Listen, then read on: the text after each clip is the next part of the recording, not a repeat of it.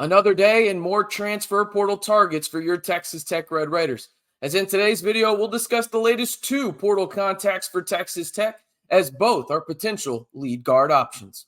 Hey, how's it going, everybody? It's RC Maxfield here from the Back to 12 podcast. And if you haven't already, be sure to like the video, hit that subscribe button, and turn on that notification bell to join the largest group of Texas Tech fans here on YouTube, almost to 10,000 strong.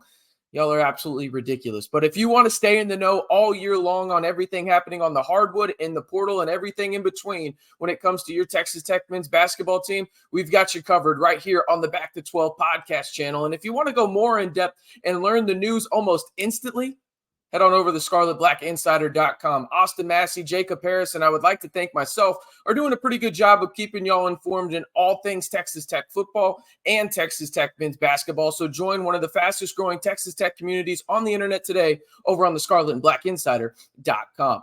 All right, let's jump into the latest portal contacts for the Red Raiders. We will start with David Coit from Northern Illinois. 2 years of eligibility remaining, and now this is the part where I'm sure some of y'all turn off the video about a minute and 15 in. He's 5'11" and 175 pounds. He did average close to 21 points per game.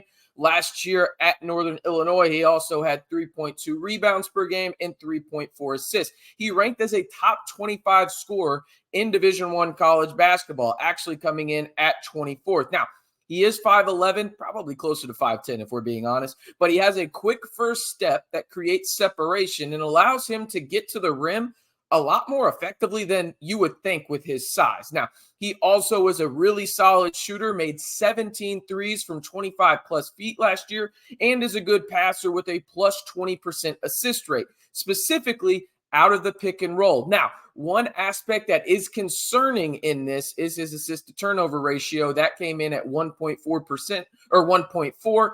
Not great. Not great. Let's just be real about it. But he's a crafty finisher around the rim and navigates himself well in the paint for a guy that's 5'10", 5'11". Now, he ranked in the 75th percentile nationally, shooting off the dribble. Not too bad, 55% effective field goal percentage there. And then ranked in the 82nd percentile nationally as a primary ball handler in the pick and roll, averaging 0.95 points per possession. That's actually really good. Now, he was also used a ton in the pick and roll. And if you know anything about Texas Tech men's basketball, they love a good pick and roll. And who doesn't? I mean, a basketball savant like yourself, I know you love the pick and roll as well. And he was used 44% of the time in that, and that's where he's at his best. Simple and plain. Go watch the film. If he's in isolation, he's a good player in isolation, but he's much better, in my opinion, in the pick and roll. And he was just on a team last year where it felt like he had to do everything for them. And maybe that boosted his numbers a little bit,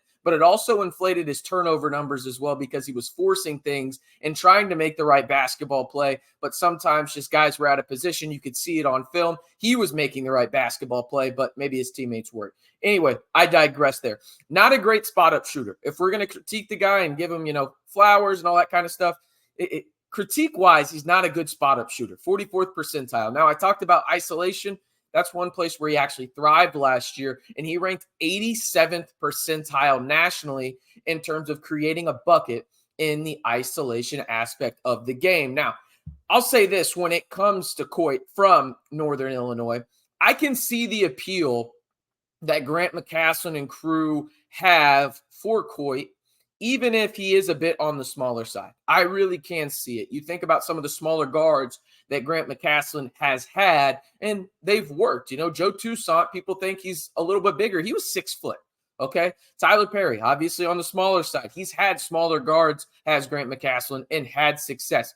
The reason I think they love Coit is the fact that he is good in the pick and roll, and he's an absolute microwave of a bucket, right? When he is hot, okay? And he's a really good passer too. Now, I will say this.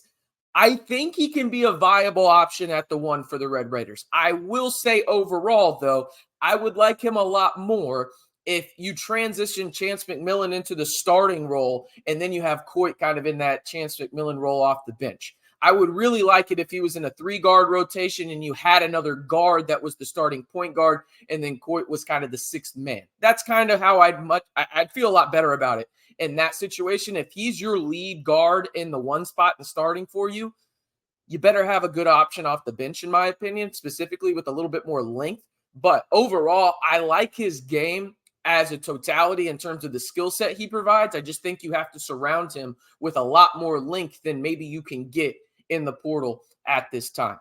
All right, let's move into a name that I think a lot of people know. But before we do, again, one more reminder, hit that like button, subscribe, and turn on that notification bell. Trying to hit 10,000 subs before football season starts. We're about 200 away right now. I think we can do it.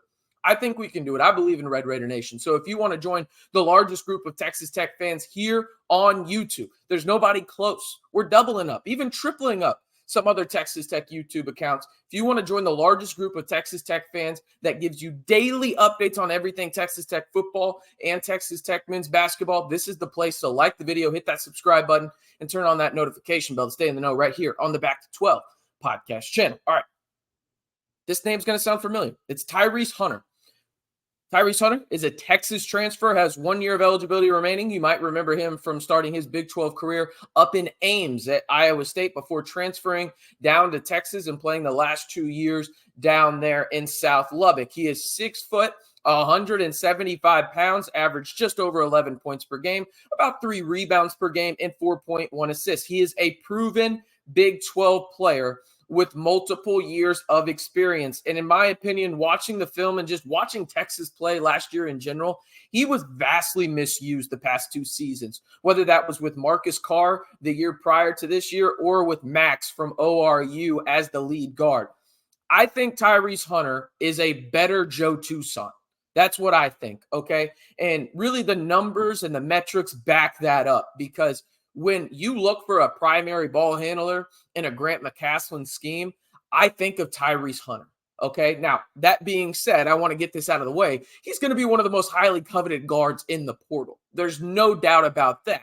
But if he wants to continue to play in the best league in America and play for his 3rd Big 12 school, well, Texas Tech could be a potential option. And I know Texas Tech has reached out and tried to do so early on to him getting in the portal. That said, in terms of his game, he's a really good defender. Everybody that watches Big 12 basketball knows that, dating back to his freshman season at Iowa State. He's an aggressive, strong finisher at the rim. That's where 57% of his field goals come from, and he shoots actually 57% from the field there. From the right side of the floor, his right, when it comes to threes, he shoots plus 40% from the right side. The left side, let's kind of stay away from there. But the right side, plus 40%. He's a strong passer with a plus 24% assist rate. And in the pick and roll, he's an elite passer and gets to his spots effectively. He loves getting to that mid-range and beating a guy to his spot and pulling up and then being aggressive if he misses his shot to go towards the boards. He's uber athletic too.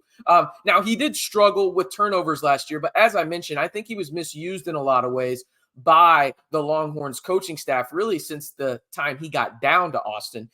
He did have a 20% turnover rate last season. Now, shooting-wise, he ranked 74th percentile nationally on catch-and-shoot opportunities and 70th percentile on spot-up shots, shooting 42% from 3 on the right arc. Now, overall, this is a player that would vastly move the needle for me. That said, though, when you look at this, as I mentioned a little earlier, he is going to be one of the most highly coveted players in the portal. There's no debating that. But from a Texas Tech standpoint and them reaching out and trying to gauge interest in terms of at least contacting him since he's been in the portal, he knows the Big 12 and is able to play at a high level in the toughest conference in America. Defensively, I think he's an upgrade from what you've had in terms of previous guards there, and he is going to be a guy that wants to prove that he is one of those upper tier guards in the country. So I'm very interested to see if Texas Tech can potentially be in the mix here. It's early on, but that's why we're talking about latest portal targets and rumors. I know for a fact that Texas Tech has reached out to Tyrese Hunter. That's what I know. Now, is there going to be mutual interest? That's TBD. That's probably up to Tyrese Hunter more so than Texas Tech. But he is an interesting name to watch, and I think he's going to be one of the most highly coveted guards in the entire portal cycle this year. All right, we're going to head out of here. Again, the names to know are David Coit from Northern Illinois, 2 years of eligibility remaining, 5'11" guard who was a top 25 scorer in Division I. And then the other name is Tyrese Hunter, a name that Texas Tech has reached out to early on in his portal recruitment from Texas. he would, well, if he landed out in the 806 anyway, go to his third Big 12 school in his 4 years of eligibility in college. I'm RC Maxfield reminding you, if you want to stay in the know on everything Texas Tech men's basketball, whether that's the latest news, rumors, whether that's on the hardwood, off of it, and everything in between, we've got you covered right here on the largest group of Texas Tech fans on YouTube today. Just simply like the video, hit that subscribe button, and turn on that notification bell to stay in the know on all things Texas Tech men's basketball right here on the Back to 12 podcast channel.